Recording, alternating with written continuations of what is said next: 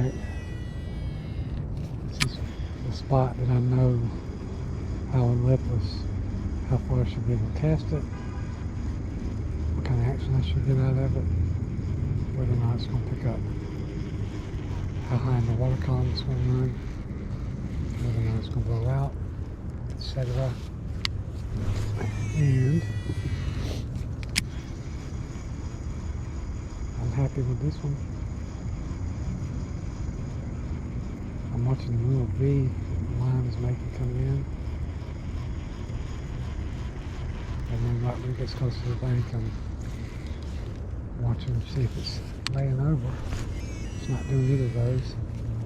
So initial casting impressions of the Incision 69 are they've done a good job. This is only one, but it looks like they've done a good job.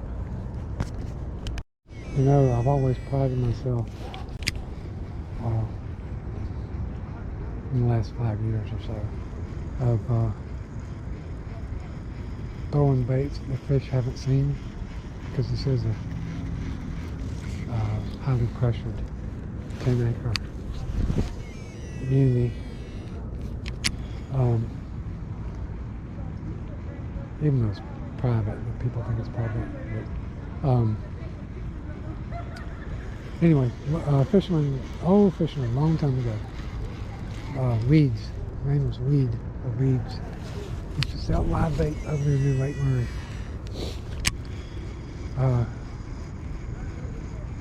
Anyway, he told me when I was first getting into like active bass fishing, he said, show them something they eat every day, or show them something they've never seen. So, when so many people matching the hatch, I opted to go the other way, trying to show them sounds and presentations that they haven't seen, or maybe they haven't seen it in 6 months. So I'll throw lures when everybody else says, oh, you shouldn't be throwing a Lipless in June, or whatever. I'll be throwing a hard-knocking Lipless in June and catching fish. Not because I'm all that good, but because they haven't seen it. Or they haven't seen it in a while. But, you know the old saying, give a man a fish, he'll eat for a day. Teach him how to fish and he'll eat for a lifetime. Well, in bass fishing, for bank anglers, if you teach a man to fish, he copies every single freaking lure that you have, to the color, to the sound, to the size, the rod and reel you use, the presentation, and the exact same casting spots over and over and over again, to the point where it's your favorite watering hole,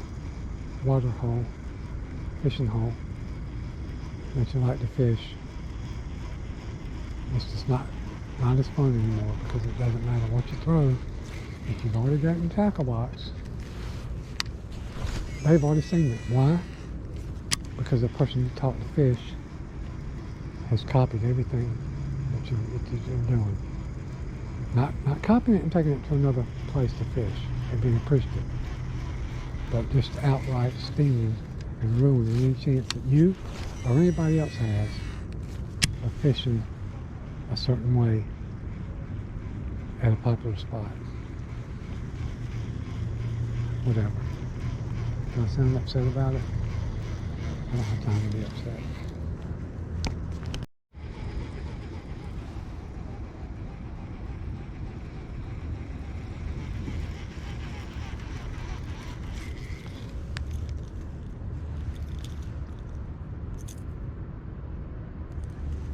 Alright, this is going to be the true test. Right here, right there, I should be catching nasty algae grass, and I'm not. So that's a little bit longer rod and one step up on the speed reel, I should be back to catching fish in one of my favorite casting areas. The water's down, and there's a lot of, it's almost like it needs to be dredged out here compared to years past. But if I can go back to being able to throw lipless in this 1.5, 2 feet of water like I used to, I might go back to being catching fish here that nobody else is catching. And this Incision 69 might be the ticket. We'll see.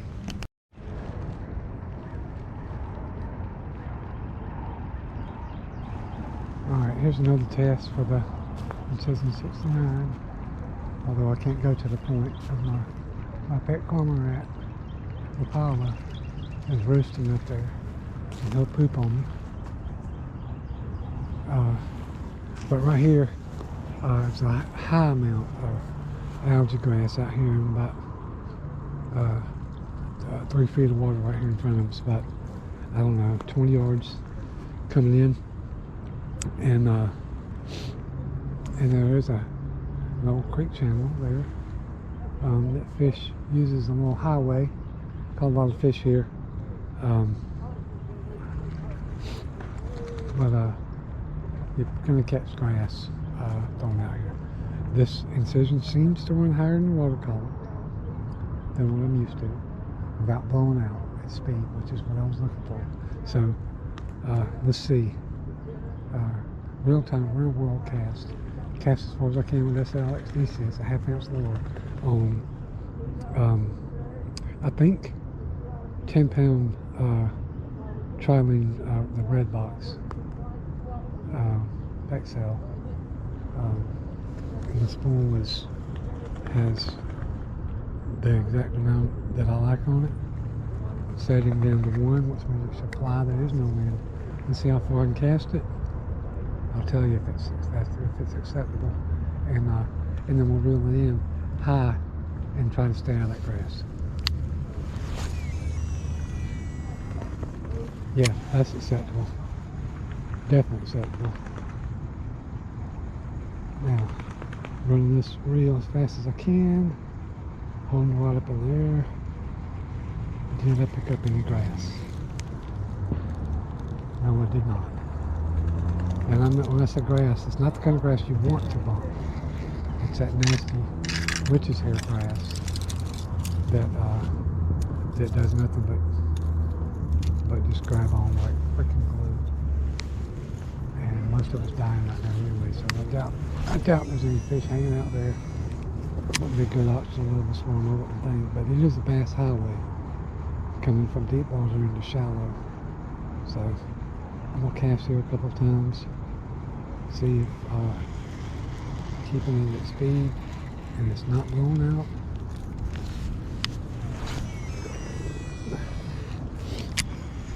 Now, even though that looks deeper on the right, it's not.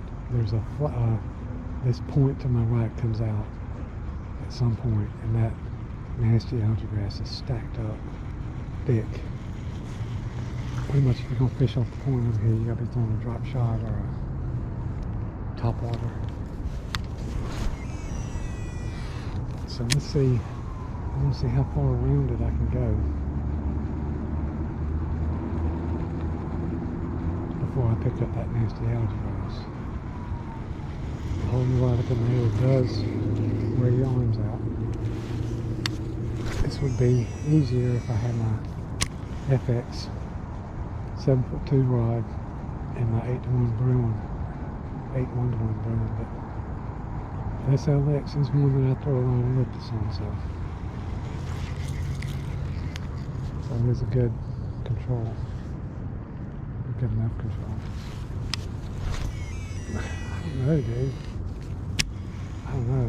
This Incision 69 might be the lure to throw in situations like this. I'm on the bank, I'm not up high, it's not like a steep bank, see, I'm water level. And I've thrown, what, 5 times? And no grass, which is super cool. But I'll keep trying, and I'll put this clip in the video, the next clip in the video, the next time, the first time I pick up grass. I still haven't picked up grass, and I've casted from across the way, all the way down to, dang, it was like, oh, you know what? I casted down there. I don't know if it was on video, but that's like 1 foot of water over there with nasty algae grass. So I'll post the first clip when I pick up grass and tell you what the situation was. It'll be my error, probably. The ultimate test for a lipless at this location, where I'm pointing. My camera been bouncing all the time, I'm sorry. Where I'm pointing in front of that bush outcropping is a sandbar with this culvert to my left. You can't see it. Comes out. It's the biggest culvert here. So during heavy rains, the silt piles up right there. So there's a sandbar right there. So there's like 8 feet of water, 30 yards past that. Actually, like 13 feet over there. But here's definitely an area near those bushes, near a pocket of deeper water, that there's like a sandbar coming in, and then it's just nasty goo right here. So a lipless is difficult to throw here. So let's do it. Let's throw it. Let's avoid all those Googan baits stuck up in the trees, and come down relatively close to that bush line and see how it reacts to that sandbar. Normally, everything you throw here bounces into that sandbar. That was a terrible cast. It'll reel it in and come right over top of that sandbar. It did not veer. I'll make contact with it, and it's clean. Go a bit further out.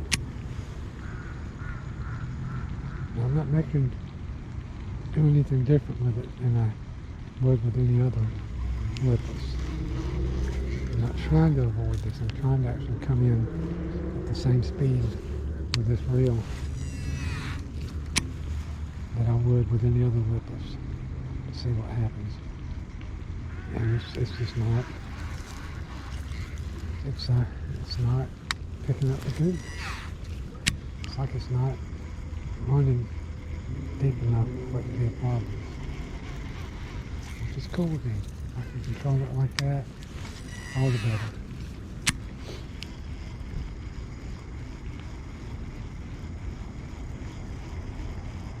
Yeah, that's weird. Weird. Still nothing. I've been all the way around this pond for nothing. No algae.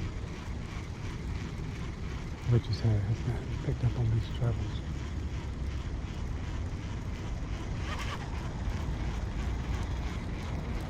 One more test.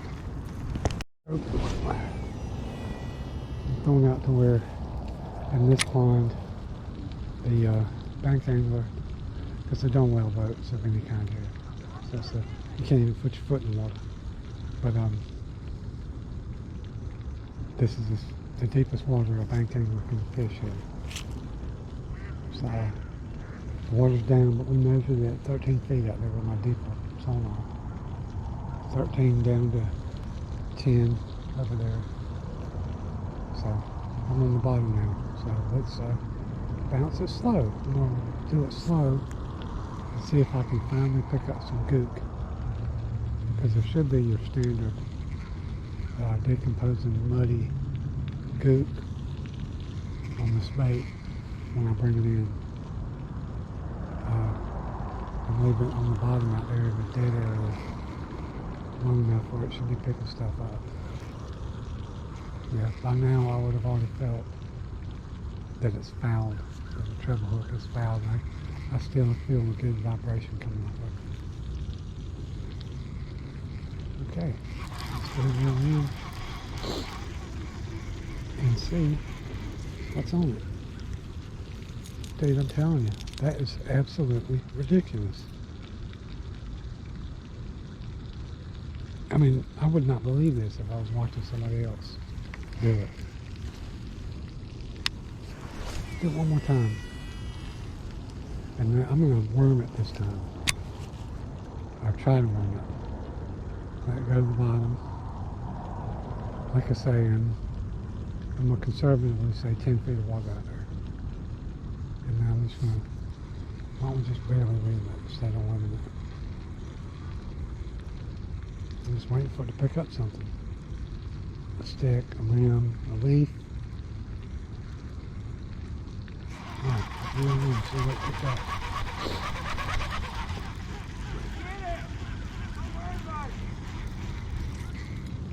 Nothing. There's nothing on there. That's ridiculous. Have the designers of this Lipless created a better mousetrap? I'm telling you, it's not a clean bottom out there. Alright, it's on the bottom. We're going to worm it this time.